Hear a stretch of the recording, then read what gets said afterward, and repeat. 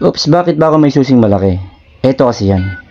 So yun na guys, nagpa-joyride ako ngayon, umangkas ako. Syempre ngayon pupunta tayo kung saan nandoon yung bago kong body. Yan. Syempre cool na cool pala maging angkas, no?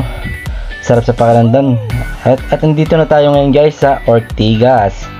Yan, kitang-kita nyo naman, sobrang linis ng kalsada at walang ka-traffic at saka hindi siya gano'ng kainitan.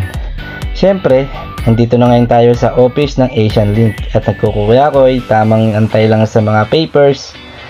At sobrang lamig pala dito. Hindi ako napagdala ng jacket. At ito na nga guys, sobrang dami kong pinipirmahan. Grabe, ang kapal. Siguro nagpirma ako dyan almost 1 hour.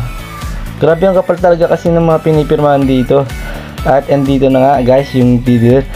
At nagpa-picture pa nga siya sa akin. Ayan. Syempre guys, second hand lang yung kinuha natin kasi wala pa tayong ganong kalaking pera para mag-cash, no? Kaya talaga check natin. Tara, i-sound check na natin to. At siya nga pala guys, ito ay loan lang, hindi po ito cash, no? Pero pwede na rin.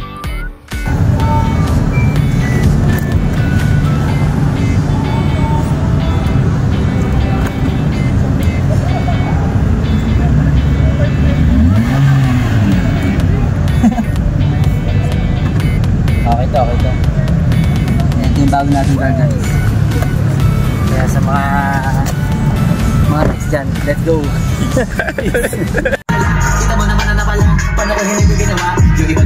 Kaya sa tayo, may pampaswerte. At syempre, salamat nga pala sa taas dahil hindi niya ako pinabayaan. So guys, may natira pa sa pera natin. Siyempre itong matitira ay pang ninegosyo. Magbabayin sila ko guys ng ano. Babayin sila ko ng motor. Yan, natira nasa ano pa to guys, 30 plus natira. Kaya grind lang sa pagbablog. Let's go.